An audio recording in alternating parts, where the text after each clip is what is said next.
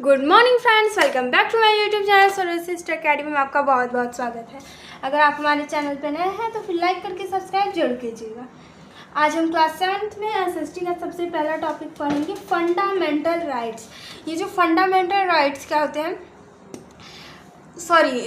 Fundamental rights तो हम पढ़ेंगे ही पढ़ेंगे। Separation of power, India federalism और directive principle of state policy भी पढ़ेंगे। तो सबसे पहले हम यहाँ पर डिस्कस करते हैं इंडियन फेडरलिज्म। फेडरलिज्म क्या मतलब होता है, जैसे कि हमने आपको इससे भी पहले वीडियो में एसएसटी के बताया था कि गवर्नमेंट के ऑर्गन्स डिवाइड्स होते हैं, लेजिस्लेचर, एग्जीक्यूटिव, जुडिशरी में। वैसे ही गवर्नमेंट भी डिवाइड होता है, central government, state government, local government. जो सेंट्रल गवर्नमेंट होते हैं वो एक सेंट्रल में काम करते हैं, और स्टेट गवर्नमेंट एक स्टेट में काम करती है, और लोकल गवर्नमेंट लोकल जगहों पर काम करती है, जैसे कि विलेज हम ले सकते हैं। फिर उसके बाद है constitutional head of the prime minister, मतलब कि जो सेंट्रल गवर्नमेंट है उसमें कॉन्स्टिट्यूशनल हेड होता है प्राइम मिनिस्टर, और फंक्शनल हेड होते हैं प्राइम मिनिस्टर, दोनों होते हैं। जो प्राइम मिनिस्टर होता है वही कॉन्स्टिट्यूशनल हेड भी होता है, फंक्शनल हेड भी होता है। स्टेट गवर्नमेंट में क्या होता है, कॉन्स्टिट्यूशनल हेड गवर्नर होता है, और एजुकेशनल हेड चीफ मिनिस्टर होता है। तो फिर इतना जो है कि वो डिवाइडेड है, हर चीज़ में अलग अलग चीज़ों में डिवाइडेड होते हैं। और जैसे हम लोकल लेवल में ले सकते हैं, ग्राम पंचायत में आप ले सकते हैं, कुछ भी ले सकते हैं, जैसे कि एक मुखिया होता है, हम उसको भी ले सकते हैं। अब सेपरेशन ऑफ पावर में जाते हैं। ये सेपरेशन ऑफ पावर क्या होता है, सेपरेशन ऑफ पावर मतलब कि एक इंसान के हाथों में पूरी पावर दी जाए, ये पॉसिबल नहीं है। तो फिर ऐसे वो डेमोक्रेसी नहीं रह जाएगा, इसलिए लेवल्स को अलग अलग ऑर्गन्स में डिवाइडेड किए जाते हैं। 3 ऑर्गन्स में डिवाइड किए गए हैं, लेजिस्लेचर, एग्जीक्यूटिव, जुडिशरी। जो जुडिशरी है वो इंडिपेंडेंस है, और ये दोनों डिपेंडेंट हैं। जो लेजिस्लेचर है वो कोई भी लॉ को मेक करता है, लॉ में चेंज करता है, और भी अधिक चीज़ें वो लॉ में करता है, और रूल्स भी वो बनाता है। और एग्जीक्यूटिव जो होता है, लॉ बन गया, अब उसको वो इम्प्लीमेंट करता है, वो फॉलो करवाता है। और ये जो जुडिशरी है वो फॉलो करवाता है और चेक करता है कौन कौन लॉ को फॉलो कर रहा है या फिर नहीं। फिर उसके बाद है फंडामेंटल राइट्स। तो सबसे पहला फंडामेंटल राइट्स है right to equality, article 14 to 18।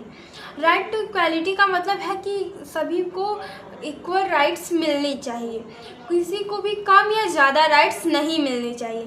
फिर उसके बाद है right to freedom. Right to freedom का मतलब होता है सभी को फ्रीडम्स मिलनी चाहिए, ये आर्टिकल 19 to 22 में लिखा गया है। फ्रीडम एक तरह से हम कह सकते हैं कि हर किसी को थोड़े थोड़े फ्रीडम्स मिलने चाहिए, जैसे कि वो अपने ओपिनियंस एक्सप्रेस कर सकता है। फिर right to against exploitation. Right to against exploitation जो है वो आर्टिकल 23 to 24 के बीच में लिखा गया है। राइट टू अगेंस्ट एक्सप्लॉयटेशन का मतलब होता है कि जैसे कई जगहों पर ह्यूमंस को सेल किया जाता है, उनके ऑर्गन्स को सेल किया जाता है, तो आप उसके अगेंस्ट जा सकते हैं। फिर उसके बाद है right to freedom of religion.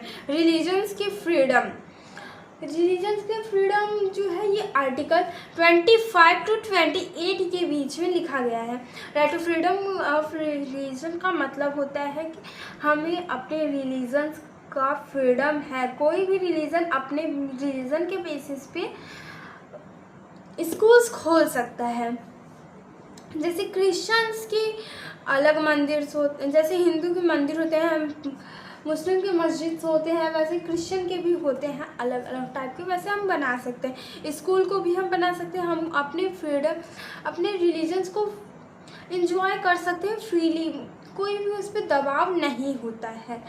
अगर आप अपनी रिलीजन्स के त्यौहार को भी अच्छे से मना सकते हैं। फिर right to cultural and educational. आपको कल्चर का एजुकेशन अगर आप चाहते हो तो आप वो भी कर सकते हो, वो आर्टिकल 29 to 30 में है। फिर right to constitutional remedies, article 32 to 35 के बीच में है। फिर उसके बाद है directive principle of state policy. Directive principle of state policy का क्या मतलब होता है, central principle keep in mind outlined by the Constitution when government formulate any law but cannot enforce it in a court of law। मतलब कि इसका मतलब क्या होता है कि जो सेंट्रल प्रिंसिपल है वो आउटलाइन करी रहती है माइंड में कॉन्स्टिट्यूशन के द्वारा। और जब भी